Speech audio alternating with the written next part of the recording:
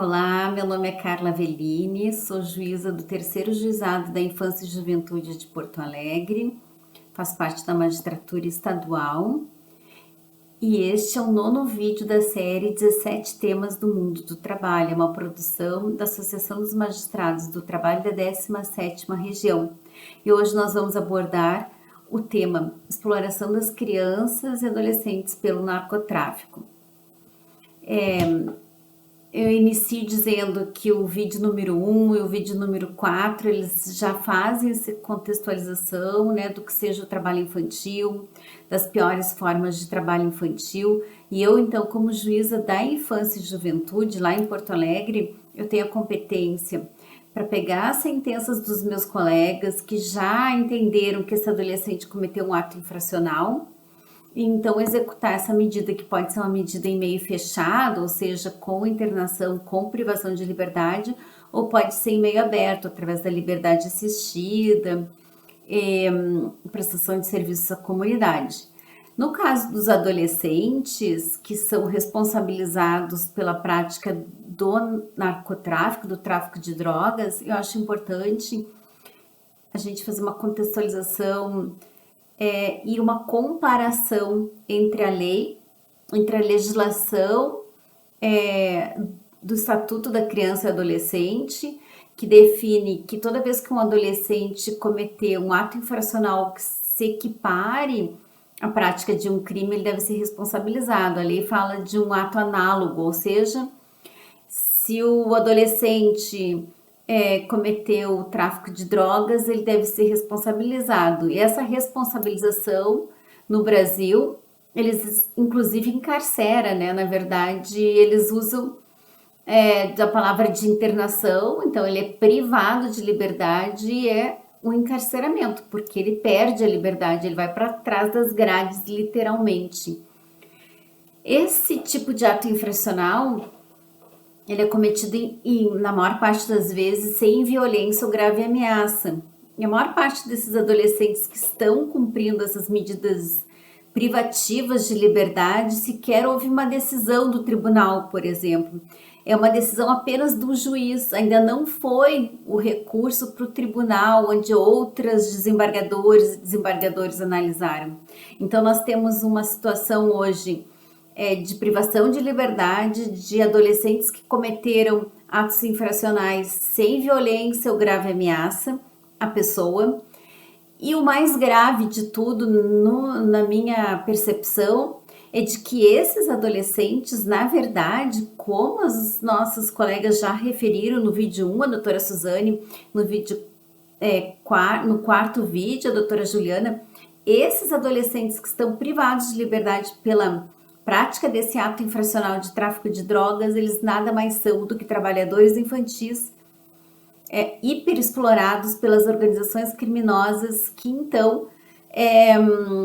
exploram o narcotráfico, né? Eu gosto sempre de lembrar que quando a gente fala desse tipo de organização criminosa, existe tráfico de armas também, que as pessoas não falam sobre isso, mas há uma grande movimentação, um volume enorme de dinheiro envolvido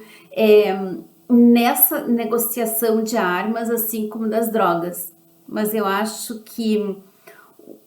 a questão mais importante que a gente deve referir é como proteger esses adolescentes que estão trabalhando por narcotráfico, que estão sendo explorados pelas organizações criminosas e pior, que eles são vítimas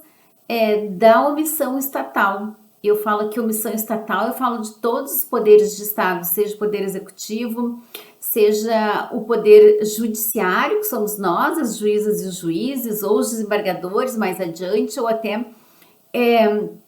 se a gente pensar nos tribunais superiores. E por que eu digo isso? O ECA,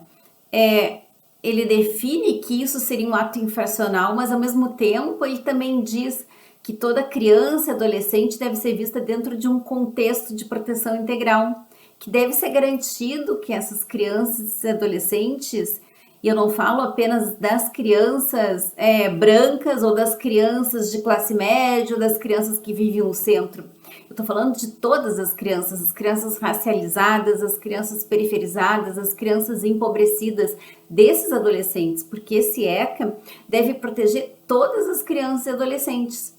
Mas o que a gente percebe é que essa aplicação do Estatuto da Criança e Adolescente, quando enquadra esse trabalhador infantil vítima de uma das piores formas de trabalho infantil, quando enquadra esse adolescente como um adolescente em conflito com a lei, ele elimina a possibilidade de que ele seja protegido enquanto um trabalhador explorado, e ele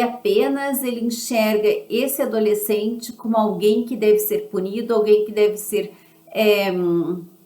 privado de liberdade, ainda que o sistema socioeducativo não pense claramente em punição. A ideia dele é sempre de um trabalho com a equipe técnica, um trabalho com a comunidade, um trabalho com a família, para que se promova uma reflexão e depois uma reinserção social, onde ele possa desenvolver um projeto de vida. Mas isso não sai do papel na maior parte das unidades de internação, na maior parte dos estados, são poucos investimentos na socioeducação, raríssimos investimentos nas políticas públicas que dariam acesso a essas crianças periferizadas, empobrecidas e na sua maioria negra, que eles teriam então acesso a creches, a uma moradia digna, a alimentação. E essa análise que eu faço hoje, ela também deve se estender ou deve ser analisada nesse momento histórico que nós estamos vivendo. Nós estamos em abril de 2021, no meio de uma pandemia que já matou mais de 300 mil pessoas, muito mais do que isso, já morreram por conta dessa pandemia, por omissões estatais que levaram para essa situação, mas que também a gente está nessa crise sanitária, está numa crise política, numa crise social, e a fome voltou. Então, quando a gente está falando, a gente não pode falar de um adolescente de forma abstrata, porque esse adolescente que segue sendo encarcerado, que segue sendo internado, é um adolescente, na sua grande maioria, racializado, da população negra, né, ou pardo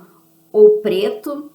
Ele também é periferizado, ele vive nas nossas periferias, onde a insegurança alimentar nesse momento é pior, né? A fome já está batendo, não há auxílio do governo, e esses adolescentes que já estavam privados da possibilidade de sonhar, de ter acesso à educação integral, de que seus pais tivessem então programas, seus pais e suas mães tivessem programas de geração de empregos ou de transferência de renda para que eles pudessem ter todas as suas necessidades atendidas, eles já estavam numa situação de desatendimento, e agora, por conta dessa crise que nós vivemos, sanitária, social, política, eles vivem uma situação pior. E eu quero, com tudo isso, dizer que o Poder Judiciário, o sistema de justiça, que então nós podemos entender que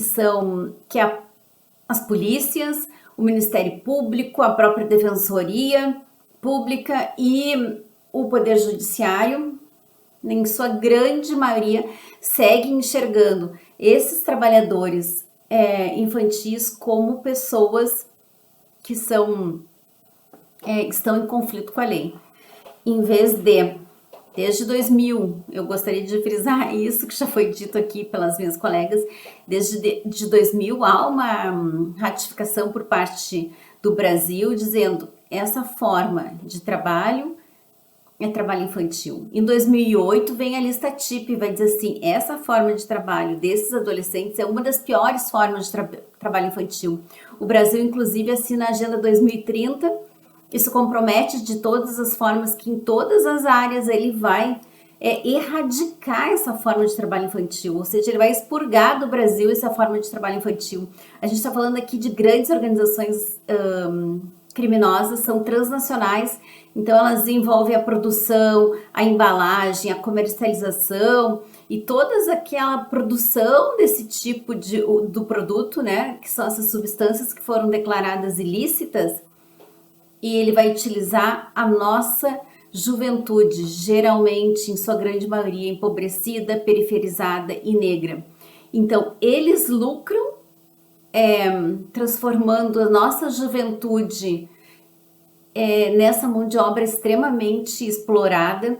essa juventude, ela está ali para matar ou morrer, porque eles viram soldados do tráfico, como nós sabemos, tem muita produção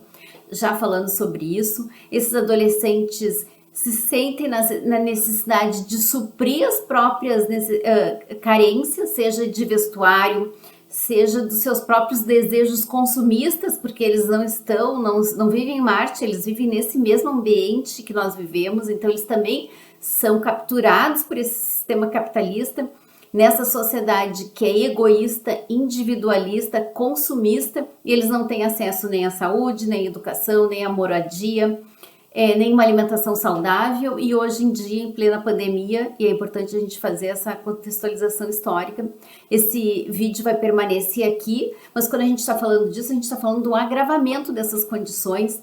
dessa população e o quanto então eles também seguem sendo empurrados para as unidades de internação, justamente porque eles continuam percebendo